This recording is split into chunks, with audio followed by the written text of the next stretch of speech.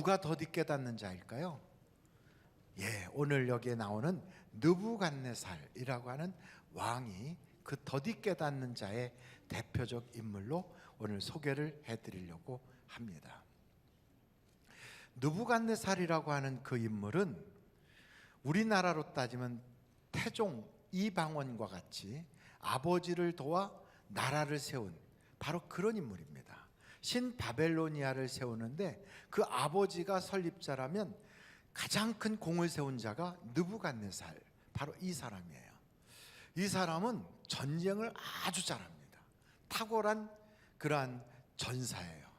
그래서 당시에 가장 강대국인 아수르라고 하는 나라의 수도가 니누에거든요. 여러분, 니누에를 어디서 들어보셨죠? 안 들어보셨어요? 들어보셨어요?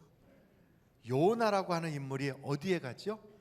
니누에에 가서, 거기서 고래 뱃속에서 나왔나 물고기 뱃속에서 나와가지고 거기서 복음을 전했던 이야기가 요나서에 나오잖아요. 바로 그 니누에, 거기가 아수르의 수도인데 거기를 함락하는 사람이 누구냐? 이 바로 느부갓네살이에요. 이 사람이 아수르 도성을 함락시키고 아수르를 멸망시키니까 아수르와 동맹관계를 맺고 있었던 애굽에서 바로가 군대를 거느리고 쳐들어옵니다.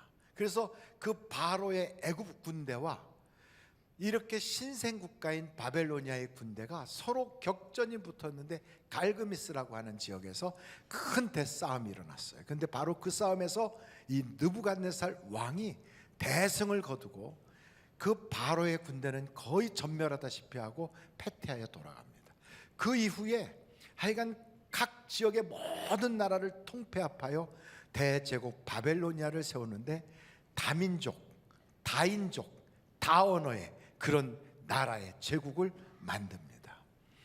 그런 제국을 만든 바벨로니아의 느부갓네살 왕은 유프라테스 강과 티그리스 강 그 사이에 평야지대에다가 크게 바벨론이라고 하는 그 성 도시를 만드는데 거기가 아주 적합한 것이 주변이 다 지평선으로 끝이 없이 쫙 보이거든요. 그래서 어디서 군인이 쳐들어와도 성 위에서 보면 다 보이는 거예요. 그리고 그 성벽은 엄청 두껍고 높이는 어마하게 높아요. 그러니까 난공불락이에요. 근데 한 가지 단점이 있다면 그런 아주 허벌판에다가 성을 쌓다 보니까 성이 조금 사람 살기가 좀 허접해 보이는 거죠. 그래서 10대 불가사의의 하나인 하늘궁전이라고, 하늘정원이라고, 거기다가 아주 정원을 멋지게 만들어서 그곳에 사는 사람들은 조금도 생활에 불편함이 없도록 그렇게 했어요. 그러니 여러분, 이 느부갓네살이라고 하는 사람은 전쟁도 잘하고 나라 정치도 잘하고 건축도 잘하고, 또 하나 이 사람은 사람을 등용하는 데 있어서 차별이나 편견이 없이 망한 나라의 젊은이라 할지라도, 포로로 끌려온 사람이라 할지라도 능력만 있으면 아주 높은 고위층까지 다 이렇게 발탁하여 쓰는 그런 인재를 아끼는 사람이에요. 여러분, 이런 사람은 성공할까요? 실패할까요? 좀 대답을 해주세요. 그래서 자기들끼리는 얘기를 그렇게 잘하더니 나하고는 얘기를 안 하려고. 그래서 이런 사람은 부족함이 없는 거예요. 성공을 다 하는 거예요. 그런데다가 그 사람의 이름이 뭐냐면 느부갓네살, 느보라고 하는 신이 우리를 지켜주신다라고 하는 그런 이름을 가진 사람이에요. 그러니까 이 사람은 누구를 섬기는 사람이에요? 느보신을 섬기는 사람이에요. 이렇게 하나도 부족함이 없고 유능하고 각 분야에 탁월한 사람이 개종하기가 쉬워요? 어려워요? 어려워요. 그런데 이 사람이 하나님을 믿게 됐다는 거예요. 이건 놀라운 그런 은혜 아닙니까? 이 사람이 뭔가 엄청난 특별한 일이 있지 않고서는 하나님을 믿기가 쉽지 않은 거예요. 근데 이 느부갓네살이라고 하는 인물이 성경을 딱 보니까 하나님에 대한 그 이야기를 하는데 그가 꿈을 꾼 거예요. 하늘에 닿는 큰 나무가 있는데 그 나무가 엄청 아름드리 나무고 열매도 가득하고 정말 그 나무에는 새들도 많이 날아오고 그 나무 그늘이 너무 좋아. 그 밑에는 큰 짐승들로부터 작은 짐승들까지 거기 엎드려서 다 쉬는 그런 너무너무 좋은 그런 나무인 거예요. 그 나무는 저 땅 끝에서도 볼 만큼 굉장히 큰 나무인데 갑자기 하늘에서 순찰자라고 하는 자들이 쓱 내려오더니 그 나무를 자르라, 뚝 잘라버린 거예요. 그 좋은 나무를. 그 밑둥아리만 남은 거를 쇠사슬로 그 꽁꽁 묶으라고. 그러면서 7년이 지나서 이 나무를 회복시킨다. 그러고서 꿈을 깬 거예요. 그러니까 이 꿈이, 이 느부갓네살이라는 사람이 이 꿈을 꾸고 나서는 너무 놀라워갖고, 야, 이 꿈이 도대체 무슨 뜻이냐 하고 사람들에게 물어보니까 그 꿈을 알려주는 자가 하나도 없어요. 해몽을 못하는 거예요. 그래서 전에 꿈에 대해서 잘 알았던 다니엘을 불러갖고 물어본 거예요. 이 꿈이 무슨 내용이냐. 그랬더니 다니엘이 말을 못하고 가만히 있더니, 왕이시여, 이 꿈은 차라리 왕의 원수가 꾸었으면 좋을 뻔한 꿈입니다. 그러니까 이 꿈이 길몽이다, 악몽이다. 악몽이라는 거예요. 악몽. 그러면 그 꿈이 도대체 뭐냐 그랬더니, 왕이 짐승처럼 버림을 받아서 방황하다가 7년이 지나서 왕이 회복할 것이라는 그런 꿈입니다. 그러니 이 꿈은 너무나도 나쁜 꿈이니까 왕에게 이런 꿈이 이루어지지 않았으면 좋겠습니다. 그러면서 혹시 하나님께서 왕에게 이런 꿈을 꾸게 한 것은 피할 길을 주시려고 하는지 모르니 이 두 가지만 꼭 하시면 하나님의 마음이 움직여서 왕에겐 이런 불행이 찾아오지 않을 것입니다. 그러는 거예요. 여러분, 2023년도를 우리가 지금 시작하고 있잖아요. 1월 벌써 마지막 주예요. 그런데 금년 어떻게 살아갈 것인가? 앞으로 우리나라, 우리 어떻게 노년을 살아갈 것인가? 우리 자식들은 어떻게 앞으로 살아갈까? 이런 여러 가지 걱정, 염려, 근심이 우리나라에 잘 사는 사람부터 못 사는 사람까지 예외 없이 다 하고 있어요. 재벌은 재벌대로 걱정이 있어요. 권력자는 권력자대로 다 걱정이 있어요. 걱정 없는 사람 아무도 없어요.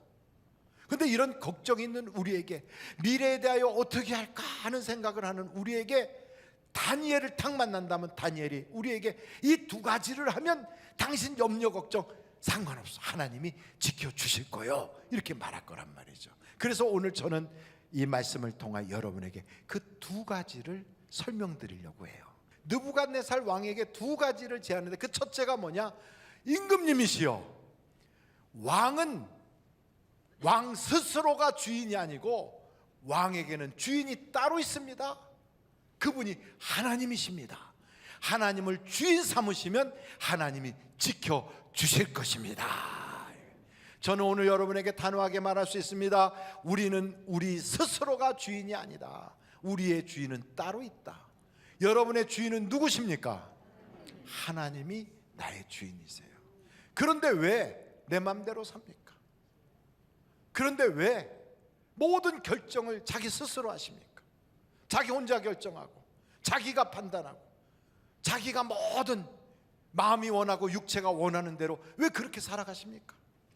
그렇게 살아간다면 그 사람은 분명히 자기가 자기의 주인일 거예요.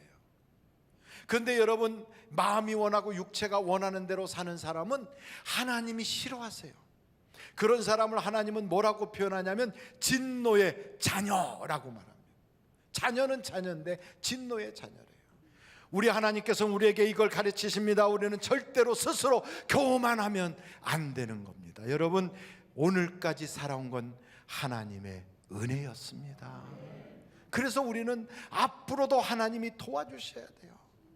남아있는 나의 인생의 그 모든 여정에, 그리고 2023년도도 앞으로 우리나라가 살아있는 장구한 세월 동안 하나님 우리의 자녀와 자녀 세대까지 우리나라를 지켜 주옵소서. 이걸 우리가 기도해야 돼요. 그러려면 어떻게 해야 되느냐? 다니엘이 느부갓네살 왕에게 두 번째 제안을 하는 거예요. 여러분, 그 내용이 다니엘서 4장 26절 27절에 나오는데 한번 같이 보실까요? 다니엘서 4장에 또 그들이 그 나무 뿌리에 그루터기를 남겨두라 하셨은즉, 이 남겨두라는 건 아직 기회를 주셨다는 거예요. 하나님이 다스리시는 줄을 왕이 깨달은 후에야 왕의 나라가 견고하리이다. 이 말은 우리도 아직 기회가 있다. 그래서 하나님이 나의 주인이라는 걸 깨달으면 회복할 수가 있다.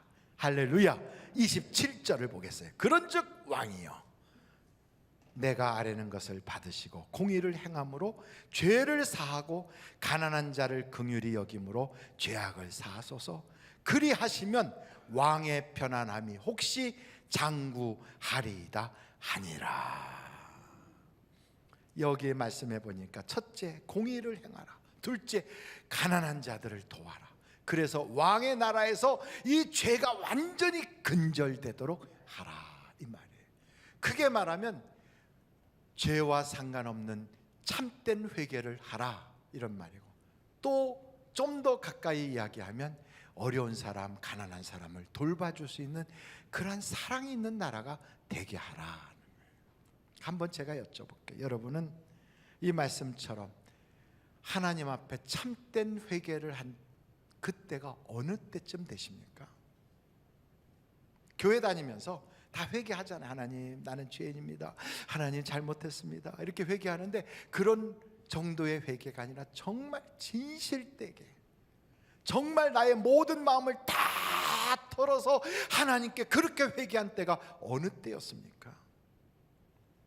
성경은 회개하는 자들에게 이런 약속을 주고 있어요. 여러분, 욥기서 11장 13절부터 보겠습니다.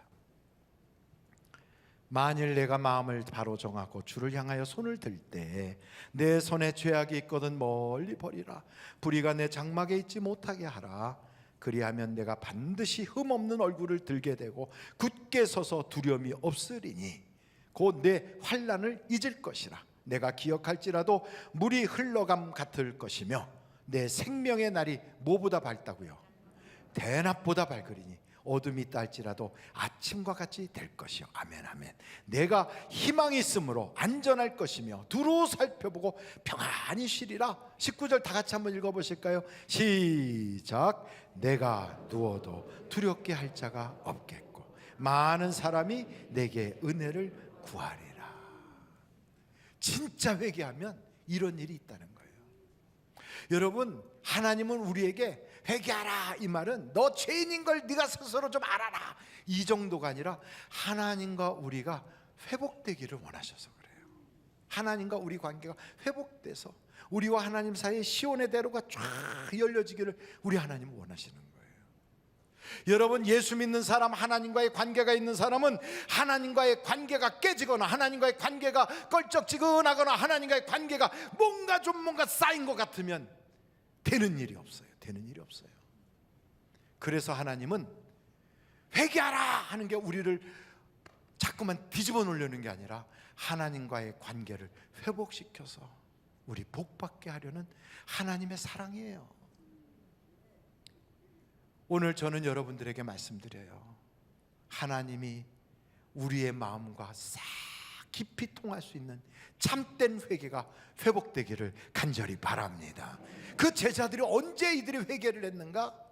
예수님 승천하시고 나서 하나님께서 나를 통하여 주시고자 한 약속의 성령을 주기까지 예루살렘을 떠나지 말고 여기에 머물라 하는 그 말씀을 듣고 그들이 온전히 모여서 오로지 기도할 때, 그때 회개가 있었어요. 한번 성경을 보겠습니다. 사도행전 3장 19절이에요. 사도행전 3장 19절 같이 한번 읽겠습니다. 시작. 그러므로 너희가 회개하고 돌이켜 너희 죄 없이 함을 받으라. 이같이 하면 어떤 날이 있다고요? 새롭게 되는 날이 주 앞으로부터 이를 것이요. 여러분, 교회 다니면서 인생을 새로워졌다, 오늘은 정말 새롭구나, 내 생활이 정말 오늘은 신선하다, 와, 새 시작이다, 이런 적이 몇 번이나 있었어요. 이 본래로 돌아가서 옛날 성경을 보면 유쾌하게 하는 날이 이르리라 그랬어요. 유쾌하게. 교회 다니면서 하나님 때문에 막 신바람 나고 신나고 살맛 나는 그런 일이 언제였습니까? 혹시 그 날이 없었다면 오늘 이 성경이 말하는 대로 회개하면 그 날이 주어집니다. 오늘이라도 회개하면 하나님께서 여러분에게 새롭게 하는 그날이 임할 줄로 믿습니다. 성경 다시 한번 봅니다. 사도행전 2장입니다. 2장 38 8절 같이 한번 읽습니다. 시작. 베드로가 이르되 너희가 회개하여 각각 예수 그리스도의 이름으로 침례를 받고 죄 사함을 받으라. 그리하면 뭘 준다고요? 성령의 선물을 받으리. 선물을 받는데요. 회개하면 선물 받아요. 회개하면 기도의 응답을 선물로 받아요. 회개하면 나의 인생의 소원이 예수 그리스도 안에서 이루어지는 선물을 받아요. 회개하면 은사를 받아요. 회개하면 능력을 받아요. 왜 내가 그걸 체험하지 못하는가? 참된 회개가 없었기 때문에 그래요. 그래서 여러분, 회개를 대충 하지 마세요. 어떤 사람은 하나님 아버지 내가 죄가 있거든 사하여 주시고 이렇게 기도하는 사람도 있어요. 죄가 있거든 사하라. 그 말은 나는 죄가 없다고 생각하는데 하나님이 보실 때 있거든 그냥 씻어주세요, 이런 거거든요. 스스로 죄 없다는 자는 거짓말하는 자라는데 자기가 볼 때 이런 거지요. 예 하나님 제가요 좀 세상 살다 때국물 좀 묻었어요. 그러나 제가 평균치 이상은 되지 않습니까? 그래도 이 정도 하는 사람은 그래도 이 세상에 몇 없을 겁니다. 저요 비교적 깨끗이 살았어요. 이렇게 말하고 싶은 거 아닙니까? 그런 저에게 회개하라니요, 저보고 죄인이라니요. 아이고 그런 말씀 좀 너무 과하지 않으신가요? 나같이만 살라고 하세요. 이렇게 말하고 싶은 우리에게 하나님은 너 유쾌한 날이 임하게 하기 위하여 나하고 관계를 회복하자 하는 거예요. 그럼 한번 제가 여러분에게 여쭤볼게요. 여러분은 악인입니까? 의인입니까? 그러면 옆에 분한테 귀하께서는 의인이세요? 악인이세요? 이렇게 물어보기가 우린 민망하잖아요. 그렇게 물어보면 대단한 신뢰가 되거든요. 그러니까 자기한테 물어보세요. 나는 과연 의인인가 악인인가? 그러면 여러분 이 기준을 목사님 의인은 의롭게 사는 거고 악인은 악하게 사는 거죠 근데 성경적인 기준으로 한번 살펴보자고요. 한번 여러분 성경을 찾아볼 텐데 한번 가보겠습니다. 성경 잠언서 29장 7절이에요. 같이 한번 읽겠습니다. 시작. 의인은 누구를 알아줘요? 가난한 자의 사정을 알아주나 악인은 알아줄 지식이 없느니라. 가난한 자 그러면 우리는 돈 없는 사람만 생각하는데 꼭 그렇지 않아요. 사랑을 많이 못 받아서 사랑에 가난한 자, 혹은 세상에 살면서 여러 가지로 정신적으로 많은 상처를 입어가지고 그래서 정서적으로 정신적으로 가난한 자, 또 물질에 가난한 자, 신앙으로 믿음이 약해서 믿음에 가난한 자, 배울 지식이 없어서 그래서 배움에 가난한 자, 많은 가난한 자들이 있어요. 그때 우리는 그들을 어떻게 평가하나요? 야 아무개체 신앙 없어서 저러지, 아이고 이렇게 보고 있었다면 그 사람은 악인이에요. 악인. 저 사람이 신앙이 약해서 그렇구나, 내가 그 사람을 더 위해서 기도해 줘야 되겠다. 의인인 거예요. 저 사람이 사랑을 많이 못 받아서 저렇게 집착하는 거야. 내가 더 사랑해 줘야지. 의인인 거예요. 저 사람은 막 그냥 집착을 해. 귀찮아 죽겠어. 그냥 악인인 거예요. 그 여러분 자신을 돌아볼 때 여러분은 누구십니까? 가족끼리 사이에서도 난 피곤해 죽겠어. 혹시 그랬다면 나는 악인일 수도 있어요. 여러분 악인과 의인의 차이가 이런 거거든요. 근데 가난한 자를 도와주고 불쌍히 여기는 자는 하나님이 갚아주신대요. 여러분 성경 보겠어요. 잠언서 19장 17절이에요. 같이 한번 보실까요? 잠언서 19장 17절 시작. 가난한 자를 불쌍히 여기는 것은 여호와께 구워드리는 것이니 그의 선행을 그에게 갚아주시리라. 그렇습니다. 그러니까 여러분, 우리는 우리 주변 사람이 그 사람이 의인인지 악인인지를 알까요, 모를까요? 몰라요. 그 사람이 나를 위해서 말은 안 했지만 뒤에서 은연히 기도해 줬어. 그리고 내가 인생을 살아가는데 뒤에서 화이팅 하고 응원해 주고 있었어요. 나를 보면서 안쓰러워서, 세상에서 지쳐할까 봐 힘들어하는 얼굴 표정을 보면서 속으로 계속해서 기도해 주고 있었어요. 그분은 나에게 지금 뭘 하는 거예요?